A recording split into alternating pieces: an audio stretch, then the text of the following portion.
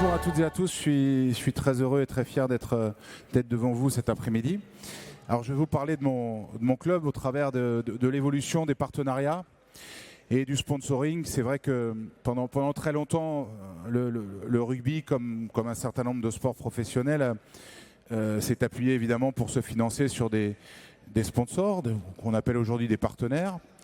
Mais le modèle était assez basique, c'est-à-dire qu'on proposait de l'affichage, par exemple sur les maillots ou dans le stade, et puis en échange de ça, on récoltait un petit peu d'argent, parfois beaucoup d'argent d'ailleurs, et on faisait un échange de visibilité contre des places dans le stade, de l'argent évidemment, et puis tout le monde y trouvait son compte. Sauf que le monde a changé, les contraintes de ces sponsors ont évolué, et aujourd'hui il faut aller beaucoup plus loin. C'est-à-dire que quand on est un club professionnel, on ne va pas simplement draguer entre guillemets des partenaires potentiels en leur disant voilà, viens au Stade Français, tu vas voir, c'est sympa, on a un maillot rose, on a un joli stade et on a une équipe qui de temps en temps gagne des matchs.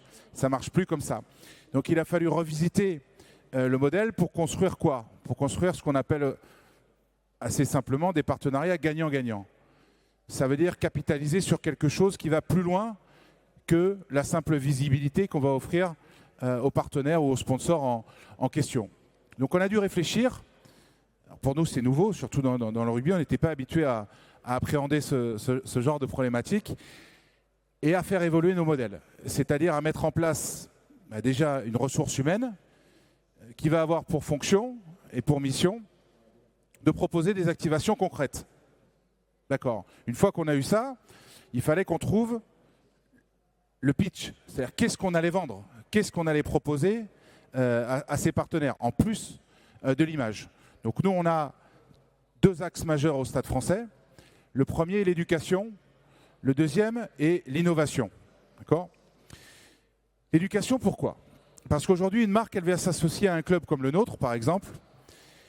Alors, elle va évidemment pouvoir y trouver une satisfaction parce que le Stade Français, c'est un club qui a 140 ans d'existence. C'est une marque qui est connue, bien évidemment en France, à l'étranger également. C'est une marque un peu disruptive, on joue en rose, je l'ai dit tout à l'heure. Voilà, donc c'est un club où on peut s'associer en termes de valeurs, en termes d'esprit et en termes de marque. Mais cette marque, elle est portée par qui ? Cette marque, elle est portée par les joueurs et les joueuses. Mais elle est portée par les joueurs, c'est pour ça que je les ai cités en premier, de l'équipe professionnelle. Pour une raison très simple, c'est que l'équipe professionnelle, c'est la vitrine. D'accord ? Donc, ces joueurs professionnels, ce sont les incarnations. Ça veut dire qu'aujourd'hui, si une marque s'y retrouve pas vraiment dans ce que vont transmettre les joueurs, dans ce que vont raconter les joueurs, dans ce que vont exprimer les joueurs sur le terrain, mais également en dehors, ça risque à un moment de plus coller. Donc il faut qu'on travaille cette image, cet accomplissement des joueurs dans d'autres secteurs que celui du terrain. C'est pour ça qu'on a l'éducation. Et l'éducation, pour moi, elle est fondamentale. Un bon sportif, c'est pas simplement un bon joueur de rugby, un bon joueur de foot, un bon joueur de tennis. C'est une bonne personne, c'est une meilleure personne. Et pour devenir une meilleure personne, il n'y a pas d'autre endroit où aller que sur les bancs de l'université, que sur les bancs de l'école ou que dans l'entreprise pour faire de l'apprentissage. C'est là qu'on va développer d'autres compétences, c'est là qu'on va apprendre à se structurer, c'est là qu'on va apprendre à réfléchir, c'est là qu'on va apprendre à prendre la parole, c'est là qu'on va apprendre à décider. Et c'est des valeurs ajoutées qu'on va pouvoir amener au club au quotidien. Donc, il faut un projet éducatif. Malheureusement, le modèle du sport professionnel aujourd'hui, il est basé sur quoi ? Il est basé sur des centres de formation. Donc quand un club crée un centre de formation, l'objet numéro 1 du centre de formation, c'est de créer des sportifs. D'accord ? Des joueurs de rugby, en l'occurrence, quand on parle d'un sport comme le mien. Donc on va mettre beaucoup d'efforts, beaucoup d'accent sur le développement du joueur. Malheureusement, c'est une formation qui est incomplète. Donc il faut rééquilibrer et permettre à ces jeunes garçons et ces jeunes filles de pouvoir intégrer des cursus qui sont des cursus d'excellence basés sur, à minima, 2 niveaux d'engagement, un niveau d'engagement sportif et un niveau d'engagement intellectuel, éducatif, appelez-le comme vous le voulez. Et ce niveau d'engagement, cette excellence, il va aller la chercher dans le cadre de tout ce qu'il va pouvoir faire à la fac, à l'université, à l'école. Et là, on va créer des meilleurs sportifs. Alors évidemment, on pourra se satisfaire à terme. C'est-à-dire le jour où il aura terminé sa carrière, de lui dire, en plus, tu vois, c'est formidable. Parce que quand tu vas devoir t'insérer ou te réinsérer dans la vie normale, tu auras déjà préparé quelque chose. Oui, ça je dirais que c'est la satisfaction finale. Mais il y a une satisfaction immédiate. C'est-à-dire qu'un joueur de rugby ou une joueuse de rugby qui suit ce double cursus sera inévitablement une meilleure joueuse et un meilleur joueur de rugby sur le moment. Parce qu'il sera connecté au monde réel, aux enjeux du quotidien. Il aura fréquenté d'autres tranches de population. Le sport professionnel, c'est très exclusif. On a des jeunes garçons et des jeunes filles qui vivent dans un monde fermé, celui des centres de formation, dans l'entre-soi. On ne les ouvre pas sur le reste. Et c'est pour moi une erreur fondamentale. Donc c'est pour ça que chez nous au Stade Français, on a créé un certain nombre de partenariats avec des grandes écoles. Mais l'idée, encore une fois, ce n'est pas de dire on doit faire que des ingénieurs et des diplômés des grandes écoles de commerce. Ce n'est pas ça le sujet. Le sujet, c'est il faut qu'il y ait un projet à côté de celui du rugby. Et ce projet, il a une vraie valeur. Et surtout, il offre la possibilité à ce jeune garçon ou à cette jeune fille d'être un meilleur sportif. Vraie question, parce que si vous regardez aujourd'hui ce qui se fait et le chemin sur lequel on s'est engagé dans le sport professionnel, vous remarquerez que ce n'est pas tout à fait cette direction-là qu'on a prise. Et en plus, ça ne représente pas d'investissement pour les clubs. Avec l'AFDAS, avec tous les moyens de financement qu'on a par l'État, avec la possibilité pour les clubs de créer des fonds de dotation, d'engager des partenaires, on amène un vrai intérêt pour les gens qui sont sensibles à ça, de s'engager. Et une raison supplémentaire. Et à la fin, on aura des meilleurs joueurs et on aura des meilleures joueuses. Et pas l'inverse. C'est-à-dire que le système professionnel ne développe pas automatiquement des meilleures personnes. En revanche, un système éducatif complet, un petit peu à l'instar de ce qui se fait dans le modèle anglo-saxon, avec du sport de haut niveau pratiqué dans le cadre de l'école, ça c'est formateur. Parce que le sport est une matière, parce qu'on considère le développement intellectuel et le développement physique, le développement moteur, de la même façon.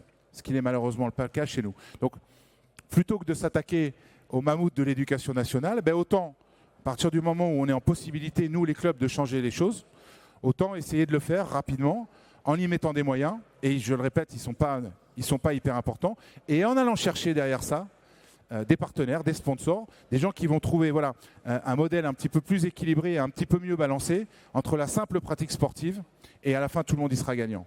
Tout le monde y sera gagnant parce que les entreprises pourront réinsérer les joueurs, pourront les faire venir, pourront leur permettre de prendre la parole, comme je le fais là aujourd'hui, et ils seront à l'aise pour le faire.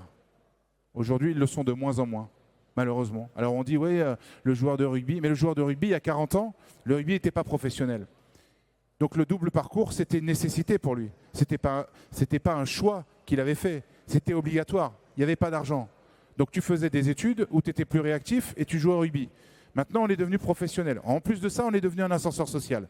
C'est-à-dire qu'avec les niveaux de rémunération qu'on propose dans le rugby, on a des gamins qui ont une charge financière de subvenir aux besoins d'un foyer, etc. Donc il y a des enjeux beaucoup plus profonds et qui nous dépassent parfois. Donc si on part du principe que le rugby est un sport avec des valeurs, avec un engagement qui veut donner du sens, on doit réfléchir à ces problématiques-là. Et je ferai un pied en disant qu'aujourd'hui, on a en plus une solution qui est là, qui est devant nous, ou en tout cas, si ce n'est pas une solution, c'est une représentation de ce qui est un modèle bien balancé. C'est le modèle du sport féminin, du rugby féminin. Pourquoi ? Alors ça, c'est une injustice. C'est qu'aujourd'hui, les filles ne bénéficient pas du soutien financier dont peuvent bénéficier les garçons. Ça doit être corrigé. Mais en revanche, à partir du moment où elles sont sur ce constat inique, elles n'ont pas d'autre alternative que de faire du rugby de haut niveau, c'est-à-dire s'entraîner 3-4 fois par semaine, avec toutes les contraintes que ça représente, et dans le même temps, d'être une mère de famille ou d'être une étudiante, d'aller faire ses cours, de prendre le train, d'aller à l'entraînement le soir, de rentrer à 23h chez elle. Mais à l'arrivée, on a des vraies personnalités. On a des filles qui ont des choses à raconter. On a des filles qui sont capables de faire passer des messages. On a des filles qui sont attractives pour des gens qui pourraient réfléchir à investir de l'argent ou à créer des partenariats avec des clubs. Et ça, c'est très important. Donc, le but de mon intervention, c'est de dire que, dans son ensemble, le sport doit réfléchir à cette problématique-là. savoir contrebalancer un modèle en s'inspirant pour le rugby, par exemple, de ce que font les filles, avec des résultats qui sont en tout point remarquables. Les filles, elles ont pendant longtemps eu des meilleurs résultats que les garçons. Pourtant, elles avaient rien du tout. Donc ça montre que c'est possible et qu'il ne suffit pas de faire du rugby de 8h le matin jusqu'à 20h le soir pour être un bon joueur. Et un modèle intermédiaire peut avoir beaucoup d'avantages. À commencer pour les gens qui permettent au sport de vivre et qui le financent. Donc il faut bien avoir ça à l'esprit. Et cette notion d'engagement et de changement, elle permettra quoi? Elle permettra au sport de durer, pour la simple et bonne raison, c'est qu'aujourd'hui, la plupart des clubs professionnels, que ce soit du rugby, mais même de foot, sont déficitaires. Ils ne gagnent pas d'argent. Et quand on n'en gagne pas, on essaye d'en perdre le moins possible. Et comment est-ce qu'on fait pour en perdre le moins possible? On va avoir des annonceurs, on va avoir des partenaires. Et on essaye de signer des deals avec eux le plus longtemps possible. Mais pour que quelque chose soit pérenne, pour que quelque chose soit durable, il faut proposer un projet. Ce que j'expliquais en introduction. Le modèle d'avant, il est terminé. Donc engageons les gens, copilotons les choses ensemble autour de ces notions-là, d'apprentissage, de développement de la connaissance, de développement des individus. Et tout le monde sera gagnant. L'entraîneur sera gagnant en temps réel, parce qu'il aura des meilleures personnes. Le club sera gagnant en termes de visibilité et en termes d'image dans l'immédiat, mais aussi dans le futur, parce qu'il pourra expliquer qu'il a reconverti des sportifs ou qu'il a en tout cas contribué à leur reconversion et à leur transition de carrière. Et les entreprises qui seront adossées au club seront gagnantes parce qu'elles pourront intégrer ces jeunes garçons et ces jeunes filles dans leurs équipes et elles pourront communiquer différemment. Voilà. Et le dernier axe, qui est celui de l'innovation, je suis pris par le temps, donc je serai moins long, mais qui est tout autant important. Nous, on est un club qui a innové pendant très longtemps.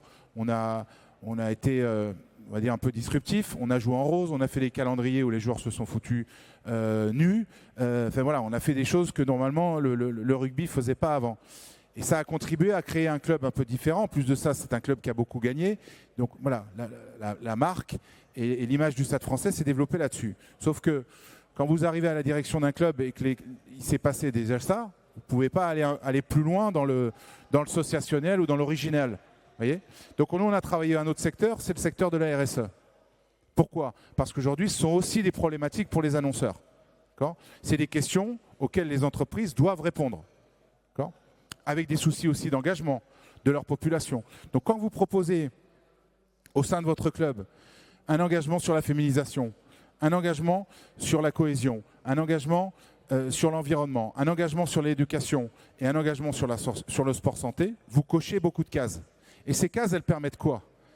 Elles permettent aux entreprises et aux gens qui sont en charge d'activer des partenariats de donner un sens et de trouver peut-être 1, 2, 3, 4 leviers sur lesquels ils vont pouvoir associer leur entreprise, associer leurs équipes et permettre de l'activation. C'est aussi simple que ça. Donc voilà la donnée aujourd'hui avec laquelle on est obligé de corriger et de répondre à une nouvelle équation, qui est l'équation de comment engager durablement de nouveaux partenaires, comment engager durablement de nouveaux sponsors et comment nous penser à un modèle différent, plus vertueux, il faut le dire aussi, pas simplement basé sur une relation financière de client à partenaire ou de club à partenaire, et changer le modèle du sport. Alors, je ne suis pas en train de faire c'est pas un débat politique, mais je pense qu'on a vraiment ce sujet aujourd'hui. Le sportif, quand pendant des années, on lui a expliqué, quand il allait à l'école, qu'il fallait qu'il choisisse entre sa pratique sportive et les études, que les deux n'étaient pas compatibles. Aujourd'hui, les choses se sont inversées. Les universités, les grandes écoles, tout le monde veut des sportifs de haut niveau. Parce que c'est des gens qui ont une détermination, c'est des gens qui ont une motivation. Ils ne savent pas tout faire. Mais quand ils font les choses, ils les font avec beaucoup de conviction et beaucoup d'engagement. Ça a une valeur dans la société actuelle. Donc c'est des gens sur lesquels on peut capitaliser et on doit capitaliser. Simplement, il faut qu'ils aient une valeur à ajouter. Et plus on crée un système où on les forme de moins en moins bien, moins cette valeur ajoutée, elle va pouvoir s'exprimer. Voilà. Je pense que j'en ai terminé. J'espère que ça vous a intéressé. Et puis j'espère qu'on va arriver petit à petit à repenser quelque chose. On a la perspective des Jeux Olympiques qui arrivent. Il va y avoir beaucoup de lumière qui va être mise sur le sport français, sur le sport en général. Après, ça ne résoudra pas la question de l'avenir des sportifs et de la condition des sportifs. Être sportif de haut niveau aujourd'hui en France, ça demande beaucoup d'efforts, ça demande beaucoup de sacrifices. Nous, on n'est pas les plus mal lotis au rugby, je l'ai dit tout à l'heure, ils gagnent plutôt bien leur vie, mais ce n'est pas le cas de tous. En revanche, ils ont tous les mêmes sujets et ils ont tous les mêmes enjeux. Et la réflexion autour de ce double projet, elle est collective. Alors un rugbyman qui va faire une belle carrière, il va peut-être s'acheter un appartement, il va peut-être avoir un peu d'argent à la banque, mais à 35 ans, il n'a pas fini sa vie. Il ne va pas aller jouer au golf et compter ses sous tous les jours sur son compte en banque. En tout cas, ce serait bien dommage. Donc c'est des gens qu'il faut inclure, c'est des gens qu'il faut considérer et c'est des gens qu'il faut aider. Parce que quand on a 18 ans, on n'est pas forcément capable de faire la part des choses. On est polarisé par la pratique de son sport, on est polarisé par l'obtention d'un contrat, par aller le plus loin possible, le plus haut possible.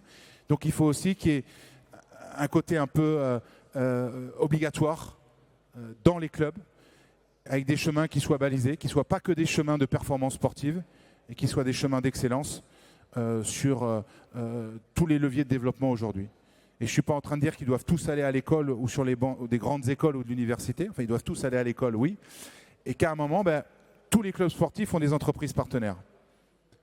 Donc si l'étude et le milieu universitaire, ce n'est pas leur tasse de thé, il faut qu'ils aillent dans les entreprises et qu'on construise et qu'on crée ensemble des chemins de développement pour ces partenaires. Et là, on a vraiment un modèle gagnant-gagnant, où tout le monde est impliqué. Donc si on est impliqué, on le fait durablement, et tout le monde est gagnant, et on change l'image. Voilà, je vous remercie beaucoup.